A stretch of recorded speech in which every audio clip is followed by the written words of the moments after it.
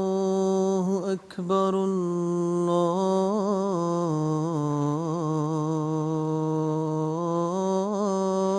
الله أكبر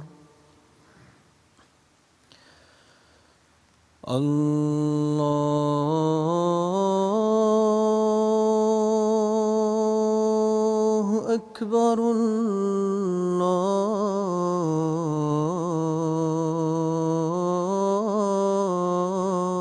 الله أكبر أشهد أن لا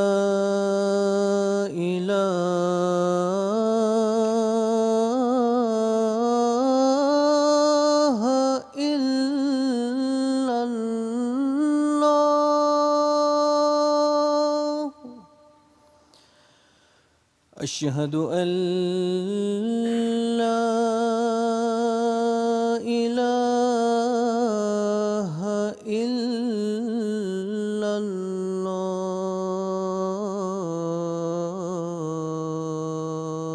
الله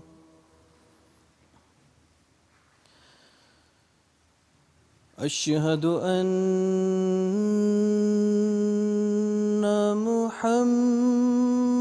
محمدًا رسول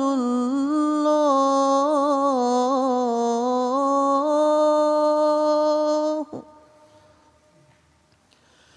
أشهد أن محمدًا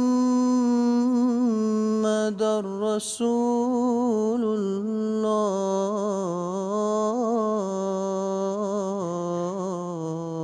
الله حي على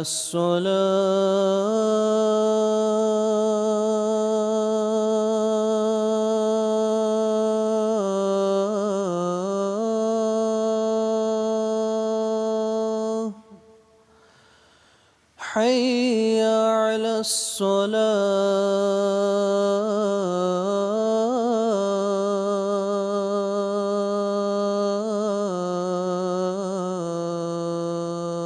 الصلاة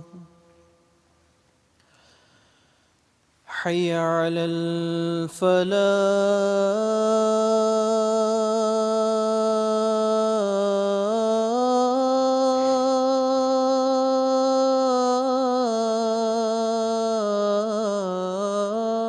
الفلاح حي على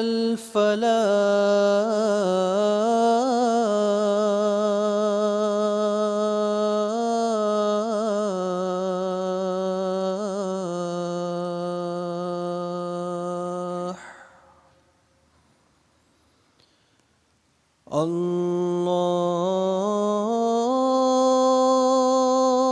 الله أكبر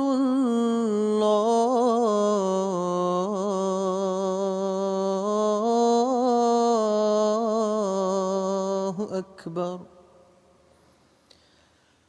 لا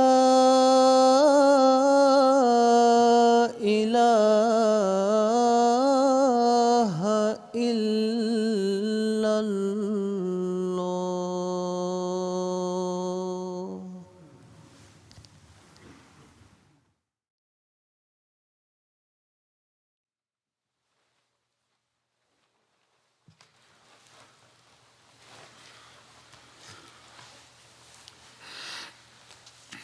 السلام عليكم ورحمة الله.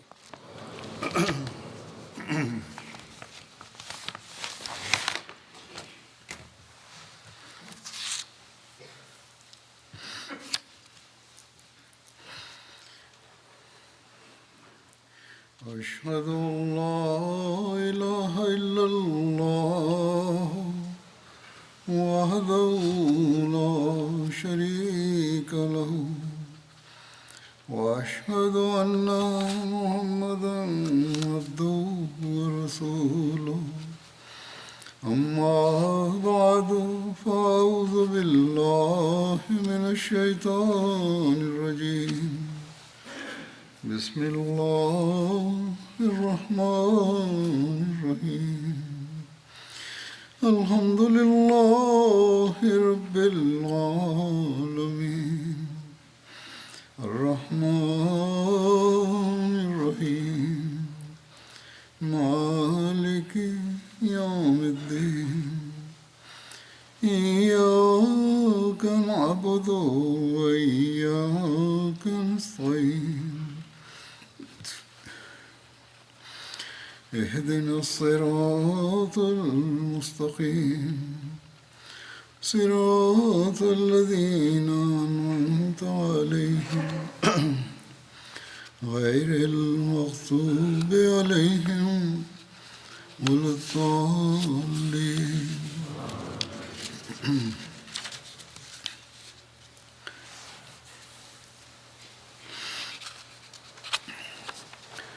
आज भी Después de recitar el Tashahhud del Ta'awuz, la Sura del Fatiha, Hazrat Khalifatul Masih, el James, que Dios le ayude, declaró: hoy seguiré presentando más detalles en relación con la batalla de Uhud.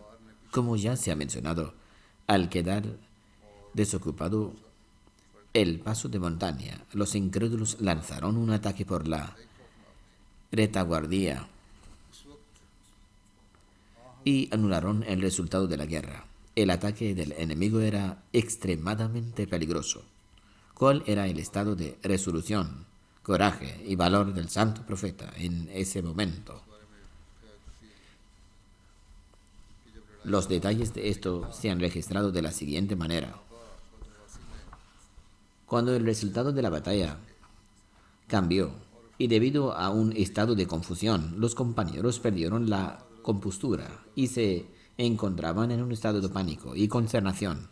Pero incluso durante este estado de pánico y consternación, y a pesar de estar rodeado por el enemigo por los cuatro lados, el santo profeta se mantuvo firme en su posesión. Al ver que los compañeros se dispersaban en todas direcciones, presas del pánico, el santo profeta decía continuamente: oh tal y tal, ven hacia mí. Oh tal y tal, ven hacia mí, soy el mensajero de Dios. Mientras le llovían flechas desde todas direcciones. En una narración se cuenta que el santo profeta proclamó en voz alta: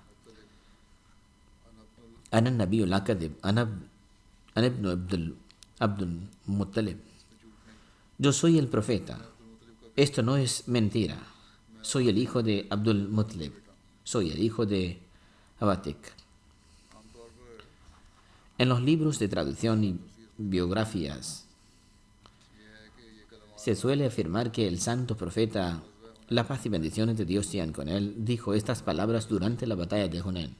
Sin embargo, es posible que pronunciara estas mismas palabras durante la batalla de Uhud y Hunayn. Aquí se ha mencionado la palabra Abatik. Abatik es el plural de Ática, y había más de una mujer con el nombre de Ática entre los antepasados, es decir, las abuelas maternas y paternas del santo profeta.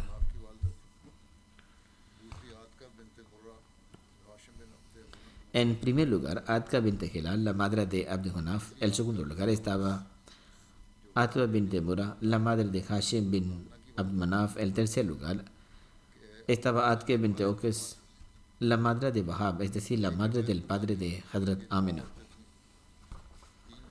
Según una narración, había 9 mujeres. 3 de ellas eran de la tribu Banu Sulaim y las otras pertenecían a otras tribus, y todas ellas eran de los antepasados del santo profeta sallallahu alaihi wasallam, la paz y bendiciones de Dios sean con él. Detallando este incidente, Hazrat Mirza Bashiruddin Sahib radiyallahu ta'ala anhu ha escrito en la vida y el carácter del sello de los profetas lo siguiente: cuando los compañeros de Abdullah bin Zubair vieron que la victoria había sido asegurada, le dijeron a su amir líder Abdullah: Ahora la victoria ha sido asegurada y los musulmanes están recogiendo botín de guerra.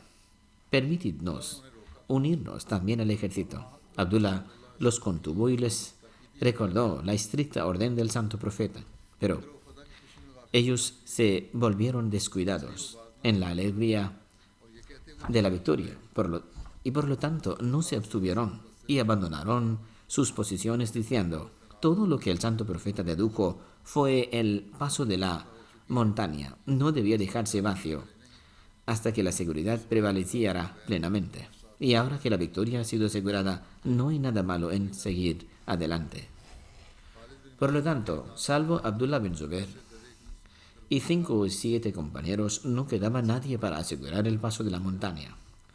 Cuando la aguda vista de Khalid bin Walid divisó el paso de montaña desde lejos, comprobó que se trataba de un campo vacío, ante lo cual reunió rápidamente a sus jinetes y se dirigió de inmediato hacia él. Detrás de él, Ikrama bin Abu Jahl también le siguió con lo que quedaba el destacamento y rápidamente llegaron allí. Ambos destacamentos martirizaron al instante a Abdullah bin Zubair y los pocos compañeros que permanecían a su lado y atacaron repentinamente al ejército musulmán por la retaguardia.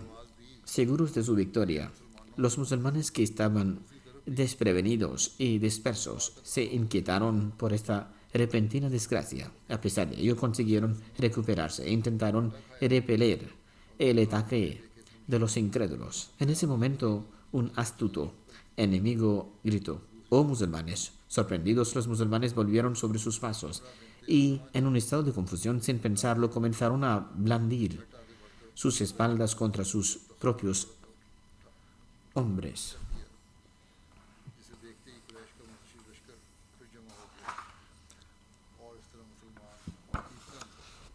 Por otro lado, cuando Amra bint Alqama, una valiente mujer de la Meca, presenció este espectáculo, se adelantó inmediatamente.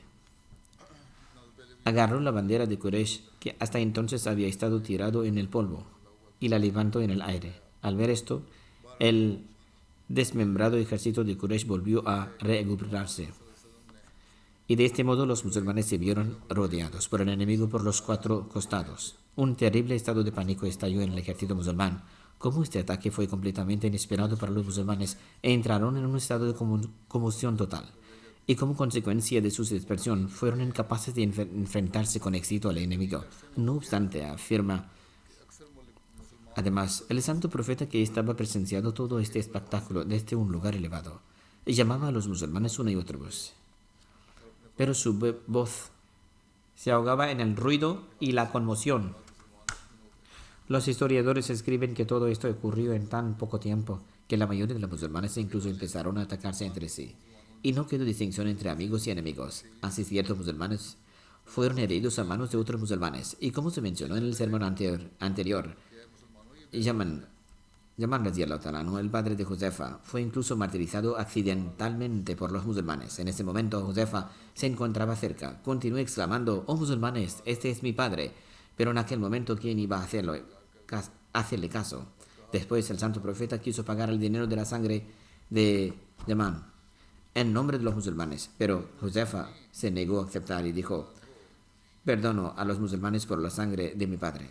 Al narrar este incidente, el califa al-Masih Sani, el segundo califa, declaró: «Llegó un momento oscuro y peligroso cuando el santo profeta fue herido, y se produjeron tales accidentes por los que el éxito del ejército musulmán se transformó en derrota. Durante esta batalla había un paso de montaña donde el santo profeta designó y apostó a algunos de sus compañeros. Les ordenó que no abandonaran este paso de montaña sin importar el resultado de la batalla. Cuando el ejército de los incrédulos se dispersó y huyó, estos compañeros juzgaron erróneamente que ya no era beneficioso permanecer allí y que ellos también debían ir y participar en la lucha. Su comandante les dijo que el santo profeta les había ordenado estrictamente que no abandonaran el paso de la montaña. Sin embargo, ellos respondieron: «El santo profeta no quiso decir que debíamos permanecer allí, incluso cuando la batalla esté ganada. El significado de su instrucción era permanecer aquí solo mientras durara la batalla. Pero ahora que tenemos la victoria y el enemigo huye, también debemos intentar conseguir algunas bendiciones de la lucha. De allí que el paso de montaña quedará desatendido. Hazrat Khalid bin Walid, que por aquel entonces aún no se había hecho musulmán, era un joven con una vista muy aguda. Cuando vio huir a su ejército, miró hacia atrás y comprobó que el paso de montaña estaba desguarnecido. Al ver esto, dio media vuelta y atacó a los musulmanes por la espalda. Como este ataque fue completamente inesperado para los musulmanes, entraron en un estado de shock total y como consecuencia de su dispersión, fueron incapaces de enfrentarse con éxito al enemigo. Al mencionar este incidente en el comentario del versículo 64 de la Sura An-Nur, Hazrat Khalifatul Masih Sani, el segundo califa de la comunidad musulmana Ahmadiyya, declaró: así que los que vayan en contra de su mandato tengan cuidado de que no les aflija una prueba o les alcance un castigo penoso. Esta es la traducción del versículo. Luego continúa: por lo tanto, observa cuánto daño sufrió el ejército musulmán porque se desobedeció una orden del santo profeta durante la batalla de Uhud. El santo profeta había designado a 50 personas para vigilar un paso de montaña. Este paso de montaña era tan importante que llamó a su comandante Abdullah bin Zubair Ansari y le dijo: tanto si nos matan como si salimos victoriosos, no debes abandonar este paso de montaña. Sin embargo, cuando los incrédulos fueron derrotados y los musulmanes los perseguían, los soldados asignados para vigilar el paso de montaña dijeron a su comandante: ahora somos victoriosos, es inútil que permanezcamos aquí, así que permítenos alcanzar las bendiciones de participar en la yihad. Su comandante les explicó: no vayáis en contra de la orden del santo profeta. El santo profeta dijo que no debemos abandonar este paso de montaña, tanto si somos victoriosos como derrotados. Por lo tanto, no puedo permitir que os vayáis. Ellos replicaron: no era la intención del santo profeta que no nos moviéramos una vez alcanzada la victoria. Solo lo dijo para enfatizar el punto. Pero ahora que la victoria esté cerca, no nos queda ningún deber aquí. Así pues, dieron prioridad a su opinión sobre la orden del mensajero de Dios y abandonaron el paso de la montaña. Cuando el ejército de los infieles huía, solo quedaban su comandante y unos pocos soldados. Khalid bin Walid miró hacia atrás y descubrió que el paso de montaña estaba sin vigilancia. Llamó a Amr bin Anas. Los dos aún no habían aceptado el Islam y le dijo: mira, esta es la oportunidad perfecta. Vamos, demos la vuelta y ataquemos al ejército musulmán. Así pues, los dos generales reunieron a sus compañeros que huían y, cortando el flanco del brazo del ejército musulmán, subieron a la montaña. Los pocos musulmanes que quedaban no eran rivales para ellos y los enemigos los despedazaron. A continuación, atacaron al ejército musulmán por la parte de atrás. Este ataque del enemigo fue tan repentino que los musulmanes que estaban dispersos y saboreando su victoria no pudieron reorganizarse. Solo unos pocos compañeros se reunieron alrededor del santo profeta, que no eran más de 20. Pero, ¿durante cuánto tiempo podrían resistir al enemigo? Finalmente, una unidad de los incrédulos hizo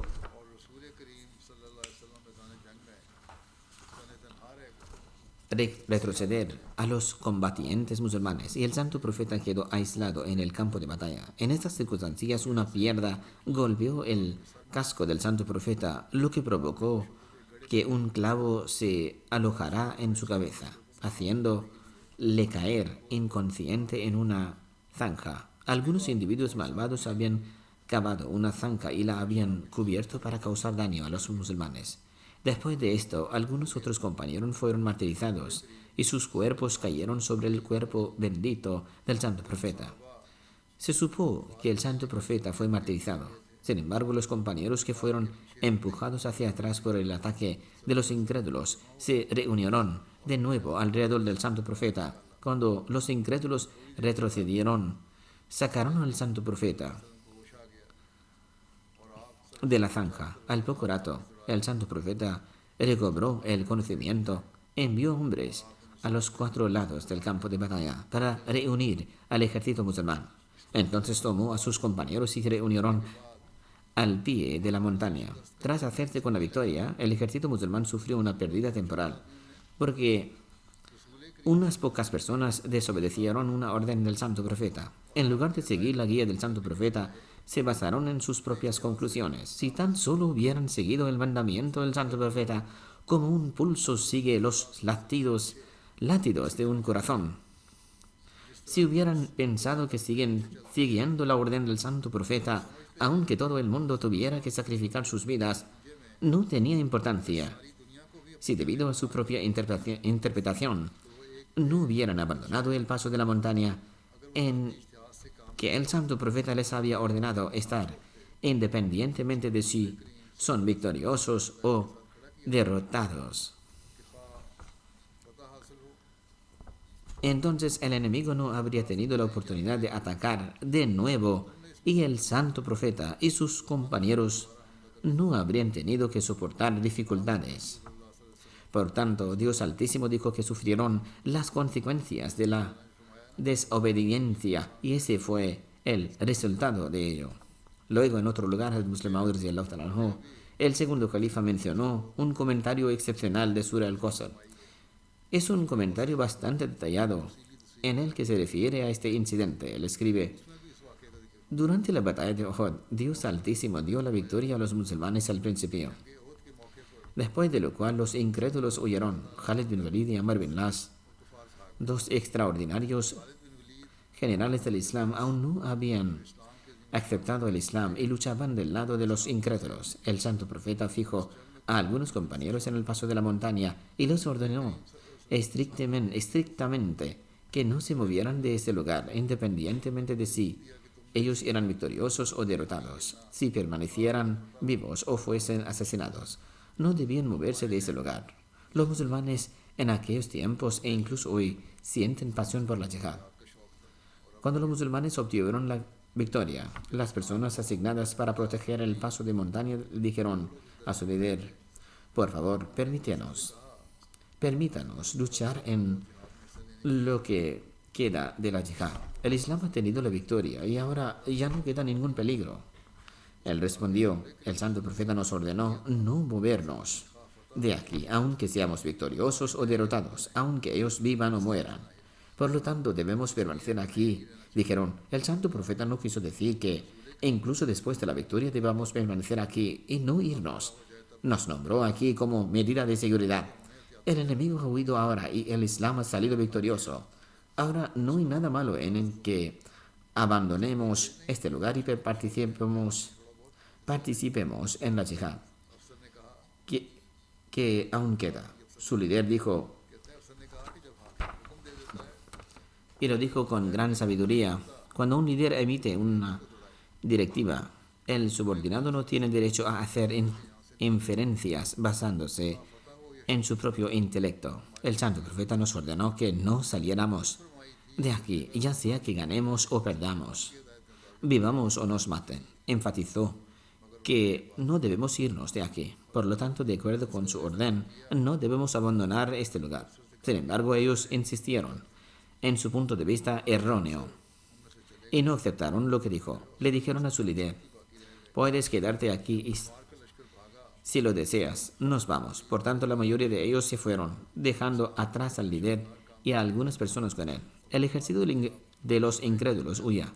Khalid bin Walid era extremadamente inteligente y siempre estaba alerta. Logró hazañas extraordinarias tras aceptar el Islam, e incluso para los incrédulos fue un general excepcional. Mientras huía con su ejército, miró hacia el paso de montaña y vio que estaba desocupado. Amr bin Al-As estaba con él. Le dijo a Amr: esta es una oportunidad excelente. Amr también miró hacia atrás y dio la vuelta a su contingente. Khalid bin Walid dio la vuelta por un lado y atacó el paso de montaña, mientras que Amr bin al-As atacó por el otro. Matando a los musulmanes en el paso de montaña, atacaron al ejército musulmán por la retaguardia. Los musulmanes se consideraban protegidos desde la ladera del paso de montaña.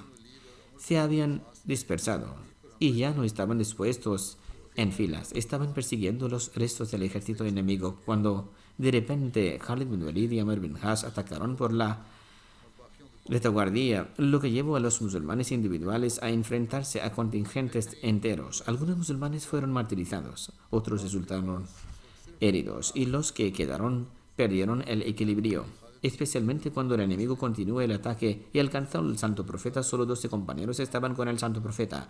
Ambos generales, es decir, Khalid bin Walid y Amr bin al-As, llamaron a sus otros comandantes para que lanzaran un ataque.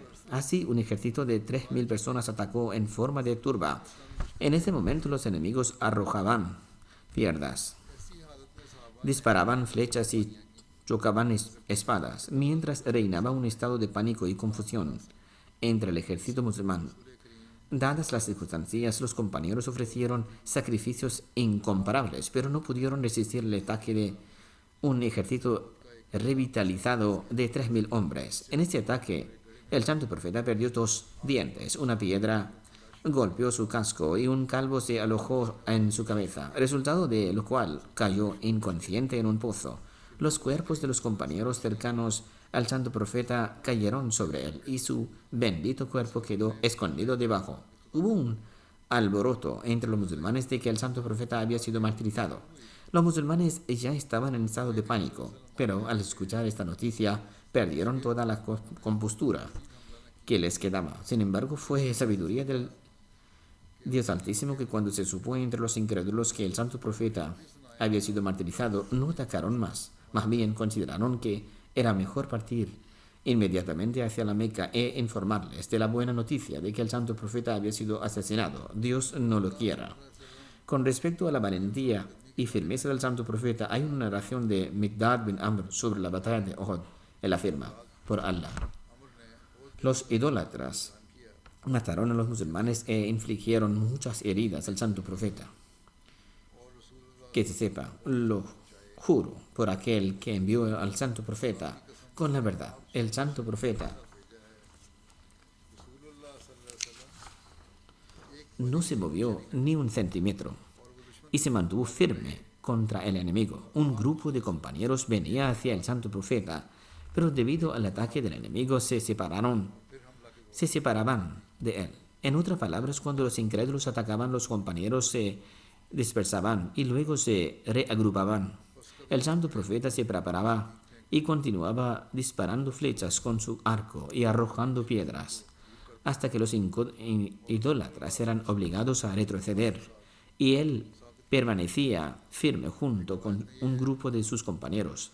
Según otra narración, se menciona que el santo profeta se mantuvo firme en su posición y no retrocedió ni un solo paso. De hecho, continuó luchando contra el enemigo y les disparó flechas con su arco hasta el punto que la cuerda del arco se rompió y la pieza que sostenía no era más grande que su mano. Es decir, la cuerda del arco con la que se disparaban las flechas se rompió. Ukasha bin Mesan tomó el arco del santo profeta para arreglar la cuerda, pero no pudo hacerlo y dijo: oh mensajero de Allah, la cuerda del arco no es lo suficientemente larga. El santo profeta le ordenó tirar de la cuerda del arco, así llegaría al final. Ukasha narra: juro por aquel que lo envió con la verdad, cuando tiré de la cuerda del arco, llegó al otro extremo y la envolví alrededor del arco 2 o 3 veces. No era suficiente para llegar al final, pero tal vez milagrosamente se hizo lo suficientemente larga. A partir de entonces el santo profeta tomó su arco y continuó disparando flechas, y Abu Talha se paró junto al santo profeta y lo protegió. El arco del santo profeta se rompió en pedazos y también se quedó sin flechas. Judata bin Numan tomó el arco y este siempre permaneció en su poder. El santo profeta entonces comenzó a arrojar piedras. Nafi bin Jubair relata que escuchó a uno de los muhajirin decir que vio el día de Uhud que las flechas eran disparadas desde todas direcciones y que el santo profeta estaba justo en medio de ellas. Todas las flechas caían lejos del santo profeta. Narra además que ese día escuchó a Abdullah bin Shihab Zahri decir: muéstrame, ¿dónde está Muhammad? Porque si él sobrevive, yo no sobreviviré. El santo profeta estaba justo a su lado en ese momento y no había nadie con el santo profeta en ese momento. Cuando siguió adelante, Safwan bin Umayya lo reprendió, a lo que dijo: por Dios, no lo vi. Por lo tanto, Dios Altísimo estaba protegiendo al santo profeta. De esta manera, dijo además: por Dios, estuvo mantenido protegido de nosotros. Por Dios, 4 de nosotros salimos de la Meca y habíamos jurado matarlo. Es decir, el santo profeta, sin embargo, no pudimos localizarlo. Ibn Sa'd afirma que Abu Nimar Kinani declaró: participé en la batalla de Uhud junto con los idólatras y había fijado 5 objetivos y les disparaba mis flechas. Buscaba al santo profeta y estaba rodeado por sus compañeros y las flechas caían a su izquierda y derecha y algunas de ellas caían delante de él o pasaban por encima de él. Más tarde Dios Altísimo me guió hacia el Islam. Más tarde se hizo musulmán. En relación a esto, el Mesías prometido al Salatu Wasalam afirma: la vida del santo profeta en la Meca es un ejemplo extraordinario. El Mesías prometido al Salatu Wasalam mencionaba esto con referencia a la valentía del santo profeta. Por un lado, tuvo que soportar dificultades toda su vida. Durante la batalla de Uhud, el santo profeta se mantuvo firme en su propia lucha, y el hecho de que proclamará que él era el mensajero de Allah en ese momento demostró su estatura, coraje y firmeza. Incluso mientras estaba en medio del enemigo, el santo profeta no ocultó su identidad. De hecho, anunció para hacerlo saber a todos. El Mesías prometido al Salatu Wasalam afirma además: las dificultades que experimentan los profetas y los awliya santos no son como las maldiciones y humillaciones que han sufrido los judíos debido al castigo y el disgusto del Dios Altísimo. De hecho, los profetas demuestran un gran modelo de valentía. Dios Altísimo no tenía ninguna enemistad con el Islam, pero reflexionad sobre cómo el santo profeta quedó solo en la batalla de Uhud. La sabiduría oculta detrás de esto fue para que se pudiera presenciar la valentía del santo profeta. El santo profeta estaba solo en medio de un ejército de 10.000 personas y anunció que él era el mensajero de Allah. Ningún otro profeta tuvo la oportunidad de demostrar tal ejemplo. En la batalla de Uhud hubo un ejército de 3.000, porque esto ha sido escrito en un periódico. Es posible que el Mesías prometido al Salatu Wasalam se refiriera a 2 batallas.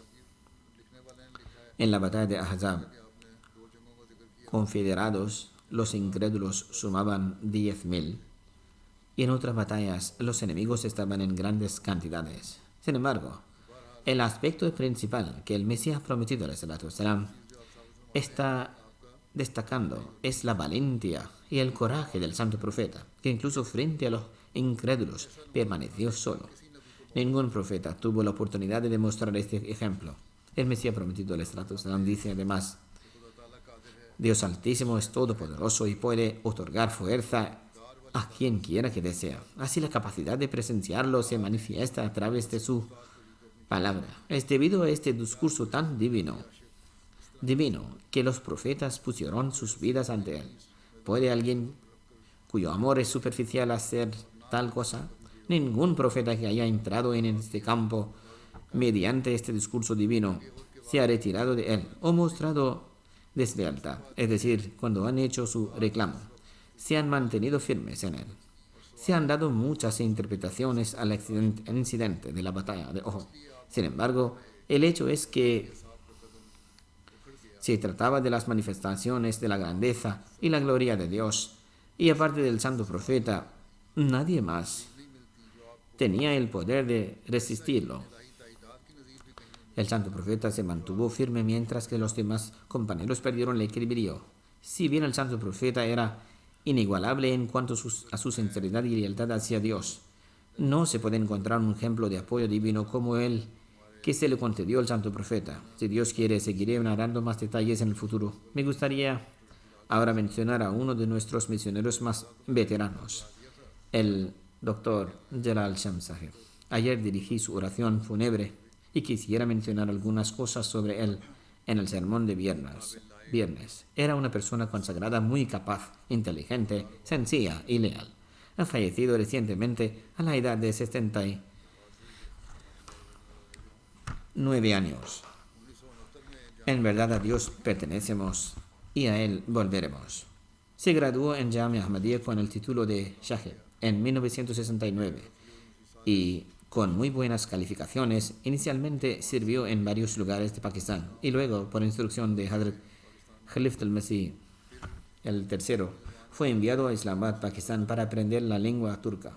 Posteriormente, para proseguir sus estudios de lengua turca, fue enviado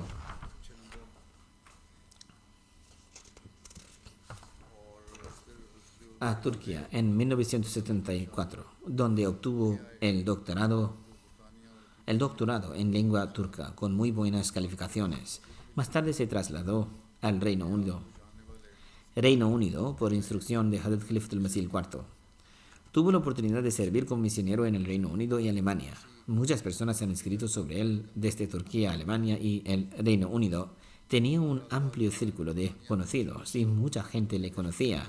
Posteriormente fue nombrado responsable de la oficina de Turquía en el Reino Unido, cargo que desempeñó hasta su último aliento con la mayor sinceridad y dedicación. Dios Altísimo le había dotado de un gran nivel de inteligencia, aptitud y perspicacia.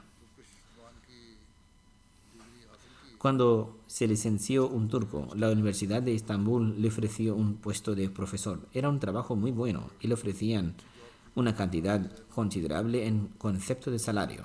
Ante esto, pidió consejo a Hazrat Khalifat al-Masih IV. Hazur no le indicó si debía o no seguir adelante con ello, sino que le dijo que rezará y que después de deliberar sobre el asunto decidiera. Así que él rezó ante Dios Altísimo, dio prioridad con persona consagrada y rechazó la oferta. En 2002, durante una visita oficial a Turquía, fue detenido junto con otros dos miembros por llevar a cabo allí en Tabligh. Tuvo el honor de ser encarcelado en el camino de Dios durante 4 meses y medio. Entre sus notables logros figura la traducción del Sagrado Corán al turco junto con sus colegas. Además, tradujo al turco docenas de libros del Mesías Prometido y muchos folletos utilizados para propagar el Islam. También escribió y publicó varios libros en turcos. Era un académico erudito, apasionado por la lectura. Estudió en profundidad los libros del Mesías Prometido al-Islam y del Califato. Tomaba notas de los libros, además de libros de la comunidad. También le gustaba leer libros de otras disciplinas. Era perspicaz y sagaz, y en sus conversaciones académicas con sus amigos y colegas hablaba muy profundamente. Cuando se enfrentaba a una dificultad o no entendía algo, no se dejaba vencer por la arrogancia y consultaba a los misioneros subalternos en busca de ayuda. Tenía el don divino y la habilidad de aprender idiomas. Tenía el don divino y la habilidad de aprender idiomas. Además de sus lenguas maternas, el urdu y el panjabi, se doctoró en turco y adquirió un extraordinario dominio de este idioma. También hablaba inglés, árabe, alemán y persa.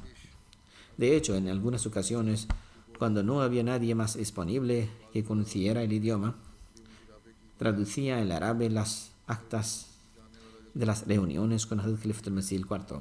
También hablaba saraiki. Al principio también se encargaba de la traducción en directo del sermón de los viernes. No era traducción simultánea, sino que traducía el sermón inmediatamente después de pronunciarlo.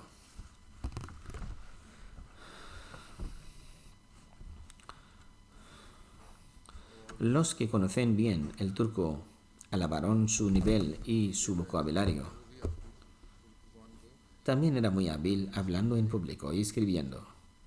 En definitiva, poseía muchas cualidades excelentes. Cumplió con creces los derechos de Dios y los de la humanidad, tanto si uno estaba emparentado con él como si no. Trataba a todo el mundo con cariño, y muchas personas me han escrito en este sentido. Era simpático y sociable. Sus encuentros con los demás dejaban siempre impresiones duraderas. Tenía plena fe y confianza en Dios. Ayudaba discretamente a los pobres y a los que pasaban necesidad. Sentía un profundo amor por el califato. Vio verdaderos sueños y visiones. Permaneció siempre ocupado en el recuerdo de Dios. Que Dios Altísimo eleve su posición y que Él conceda a su esposa e hijos paciencia y fortaleza y les permita continuar con sus virtudes.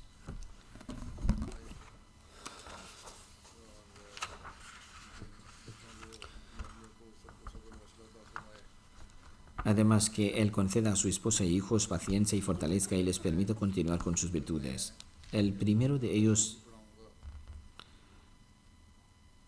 es Muhammad Ibrahim Bhamri Sahib. Falleció. El primero de ellos es Muhammad Ibrahim Bhamri Sahib. Falleció hace unos días a la edad de 106 años.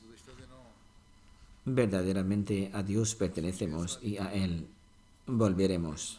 Según algunos registros, su edad era de 106 años, pero otros aseguraron que tenía 109 años.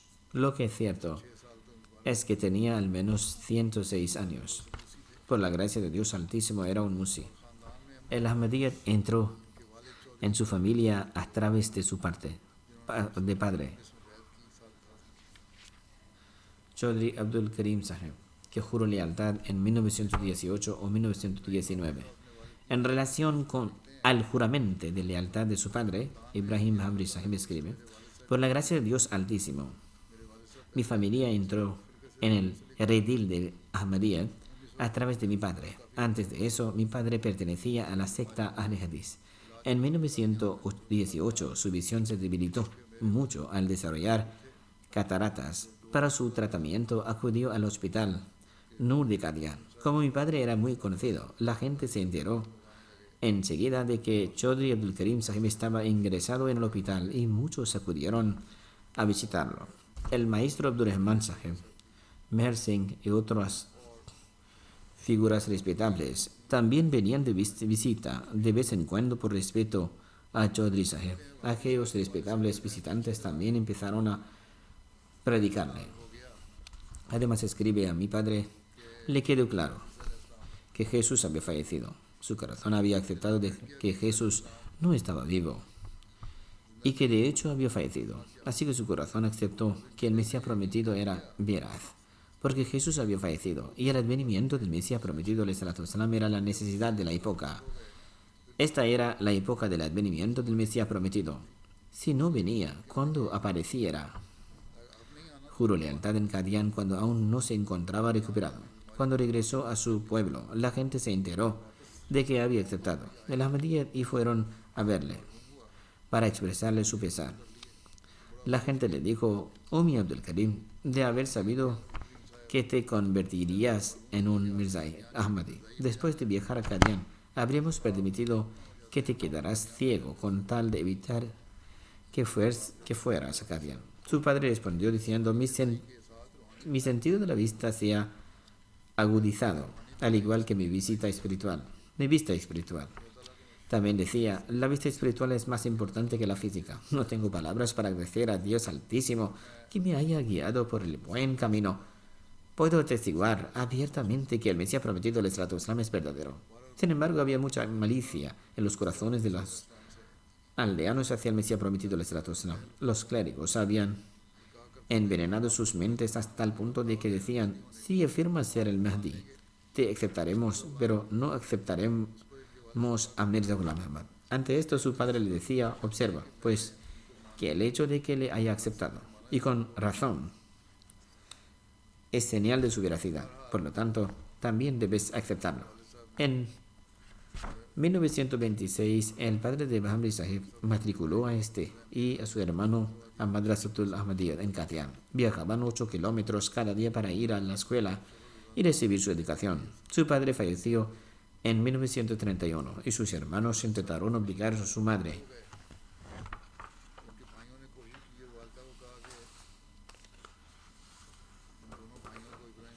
a que no enviara a los dos hermanos, Ibrahim Bahamli Sahib y su hermano menor, a Kadian, alegando que tenían que viajar muy lejos y que en su lugar los matricularían en una escuela que estuviera más cerca. Sin embargo, su madre dijo, no puedo hacer eso. Su padre los inscribió en la Madrasa Ahmadiyya y ahora permanecerán en ella. Así que ellos continuaron yendo a Kadian. Después de terminar sus estudios en la Madrasa de Kadian, ingresó en Jamia Ahmadiyya, ya que en aquella época era posible matricularse después del 7º curso, y en 1941 se matriculó de forma privada. En 1939 aprobó el examen Molvi Fazl. Memorizó todo el Qasida del Mesías prometido, al-Salam. Memorizó muchos poemas de Kalam Mahmud y Durasamin. También memorizó muchas citas y era capaz de citar referencias al instante. En 1939, tras aprobar el examen Molvi Fazl de la Universidad de Punjab, consagró su vida. Cuando fue a ver a Hazrat Khalifatul al-Masih II, le dijo, aprende a realizar trabajo de oficina. El 1 de enero de 1944 fue nombrado profesor de estudios religiosos y árabe en la Madrasa Ahmadiyya. De 1941 a 1947 sirvió a la comunidad. Durante 3 años, de 1941 a 1944, trabajó como secretario personal de Hazrat Mirza Bashir Ahmad. Luego también sirvió en el Nazarat Baitul Mal, ya que el Muslim Maud le había aconsejado que aprendiera trabajo de oficina. Luego, en 1947 fue nombrado profesor en la escuela secundaria Talim al-Islam en Kadian, y después de la partición pudo servir en la escuela secundaria Talim al-Islam de Rabwa, donde sirvió hasta 1974. Después, en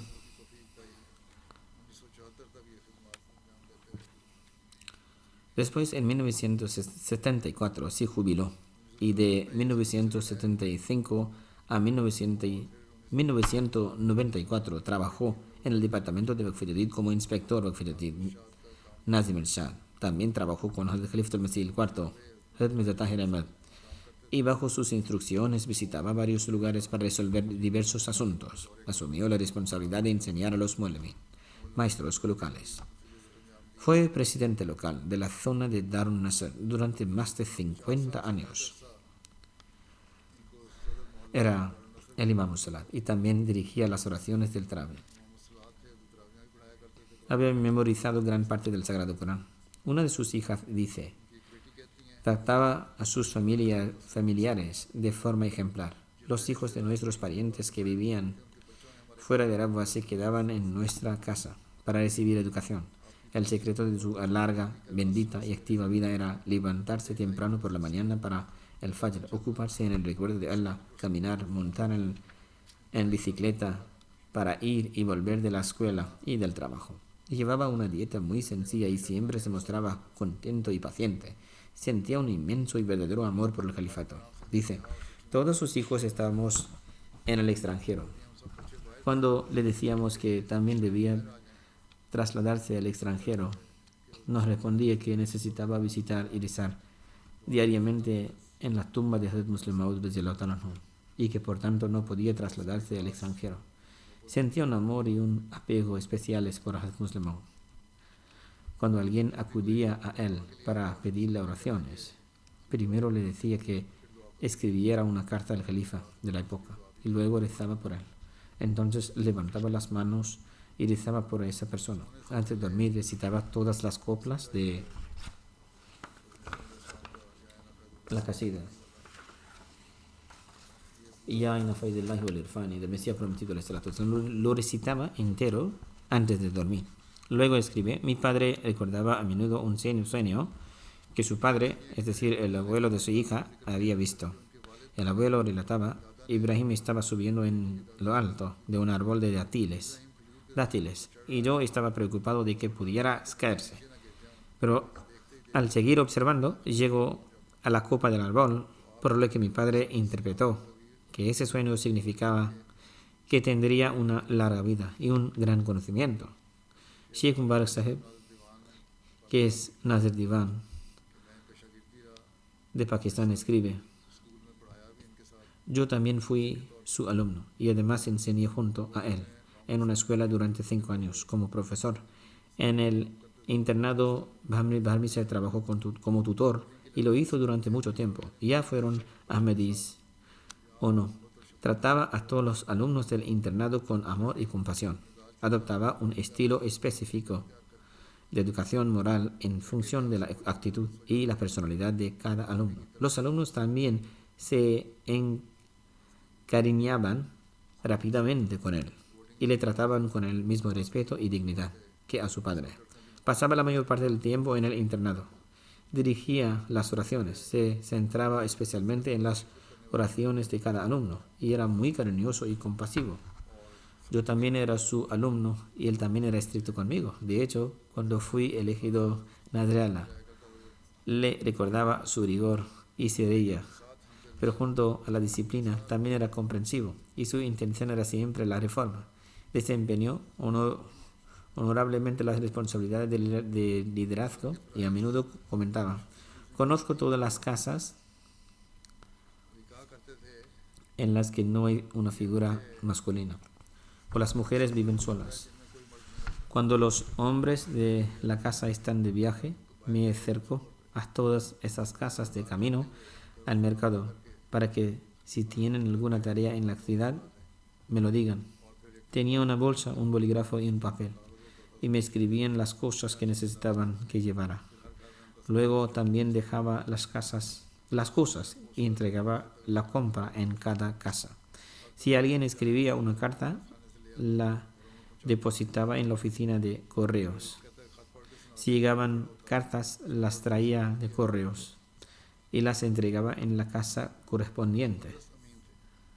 Si alguien le pedía que le leyera la carta en voz alta, porque no sabía leer, él también se la leía en voz alta. Era extremadamente digno de confianza, no hablaba de los asuntos privados de nadie con los demás. Como era el sadr de la zona, algunas esposas le presentaban ciertos casos y mencionaban las debilidades de sus maridos. Entonces, sin decírselo a los maridos, buscaba un buen momento, les daba consejos a los hombres y les explicaba el problema. Así la gente del barrio, fueron hombres, mujeres o niños, le consideraban como un padre bondadoso. Esta es la verdadera forma en la que aquellos que ostentan cargos deben convertir amistosamente con los demás e intentar informarlos. También aconsejaba a los misioneros que memorizaban poemas y que leyeran la poesía del Mesías prometido. Y ya que contiene consejos, él mismo decía: leo el Qasida todas las noches y luego me voy a dormir. Así pues, esto también sirve de consejo para los misioneros. Durante su vida, una de sus hijas fue martirizada cuando llegaba a Rabwa desde un pueblo, y él soportó este dolor con gran paciencia y tranquilidad. Luego falleció otra hija suya en Londres y en ese momento él no se encontraba bien. Llevaron su cuerpo a Rabwa. En ese momento volvió a soportar esta pena con mucha paciencia. Además, él mismo instruía a los demás para que fueran pacientes. No obstante, tuvo una vida exitosa en todos los sentidos y una larga vida. Y solía decir que la próxima morada es mucho mejor que esta morada. Que Dios Altísimo eleve su estatus en el cielo y permita a su progenie continuar las buenas acciones que él realizó. La siguiente oración fúnebre que dirigiré es la de Yusuf Jeresai. Vivía en Ghana, falleció hace unos días. Verdaderamente a Allah pertenecemos y a Él retornaremos. El Amir, misionero encargado de Ghana, escribe que el fallecido era Musi y era un piadoso Ahmadi. Ocupó diferentes cargos y fue bendecido con innumerables oportunidades para servir a la humanidad. En el momento de su fallecimiento también ocupaba el cargo de presidente de los 2 juntas directivas de escuelas secundarias superiores Ahmadis. Estaba adscrito al Departamento de Talim y Educación. Antes de su jubilación, también fue director de los institutos superiores Ahmadis de Postín y Kumasi. Yusuf también tuvo la bendición de servir como Sadr Nacional del Majlis Khuddam al-Ahmadiyya de Ghana durante la gira del Califatul Masih IV. En 1988 ejercía como Sadr del Majlis Khuddam al-Ahmadiyya. Sirvió durante mucho tiempo en el Departamento de Seguridad. El fallecido tenía fuertes vínculos con el Departamento de Talim y siempre se esforzó por mejorar la educación de la juventud Ahmadi. Uno de sus nietos es misionero y actualmente sirve a la comunidad. Que Dios Altísimo le conceda misericordia y perdón. La siguiente mención es de Al-Hajj Usman bin Adam Sahib de Ghana. También falleció recientemente a la edad de 81 años. Verdaderamente a Allah pertenecemos y a Él volveremos. Sobre él, el Amir misionero a cargo escribe: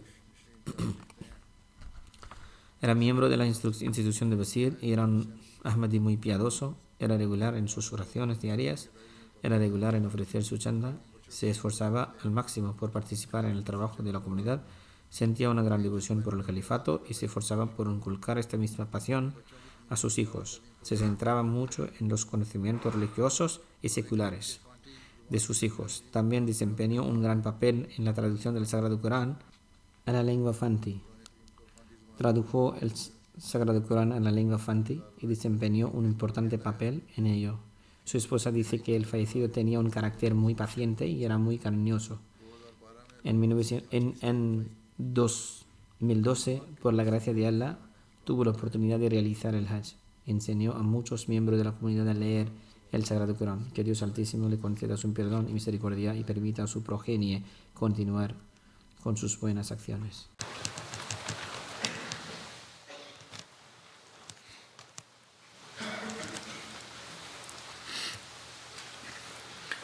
Alhamdulillah, nahmaduhu wa nasta'inuhu wa nastaghfiruhu wa nu'minu bihi wa natawakkalu alayhi wa na'udhu billahi min shururi anfusina wa min sayyiati a'malina. Man yahdihillahu fala mudilla lahu ومن يضلله فلا هادي له ونشهد أن لا إله إلا الله ونشهد أن محمدا عبده ورسوله عباد الله رحمكم الله إن الله يأمر بالعدل والإحسان وإيتاء ذي القربى وينهى عن الفحشاء والمنكر والبغي يعظكم لعلكم تذكرون اذكروا الله يذكركم وادعوه يستجب لكم ولذكر الله أكبر.